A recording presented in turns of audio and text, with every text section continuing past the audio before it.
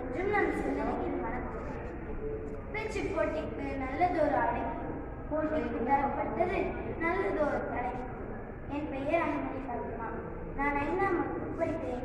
இப்பொழுது நான் வீரத்திற்கு இலக்கணமாக திகழ்ந்த வீரபாண்டிய கட்டபொம்மனை பற்றி பேசப்பட்டுள்ளேன். வீரபாண்டியன் என்பது இவர் பெயர், கட்டபொம்மன் என்பது இவர் வம்சாவளி பெயர். நாம் இதனை சேர்த்து வீரபாண்டிய கட்டபொம்மன் என்று அழைக்கிறோம். வீரபாண்டிய கட்டபொம்மன் 6 சகாப்தங்களுக்கு முன்பு ஆங்கிலேயரை துணிச்சலாக எதிர்த்து போராடியவர். பிரிட்டன் கிழக்கிந்திய ஆட்சியை ஏற்க மறுத்து சுதந்திர வெறியை அனைத்து பாளையக்காரர்கள் மனதிலும் விதித்தனர். ஜாக்சன் துரை தமிழ்நாடு திருநெல்வேலி மாவட்டத்தின் தலைவராக இருந்தார். ஜாக்சன் துரையை எதிர்த்து வீரபாண்டிய கட்டபொம்மன் பேசிய வசனம் அனைவரின் மனதிலும் நீங்காய் இடம்பெற்றுள்ளது. திரை, வரி, வட்டி, பானம் கொள்கிறது, பூமி விளைகிறது, உனக்கு ஏன் கொடுப்பது கிஸ்தி?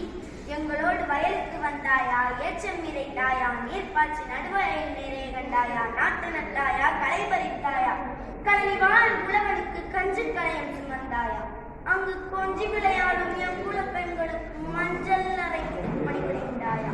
அல்லது நீ மாமனா மச்சானா? மானம் கெட்டவனே, எதற்கு கேட்கிறாய் தீரை?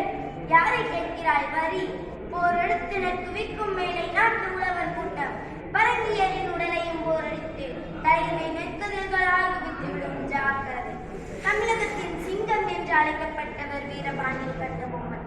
ஆங்கிலேயரின் சூழ்ச்சியால் 1799ஆம் ஆண்டு கயத்தாறு என்னும் இடத்தில் மரணத்தை கண்டு பயப்படாமல் வெண்சிரிப்போடு முத்தமிட்டு தூக்கு கயிற்றை ஏற்றுக்கொண்டார்.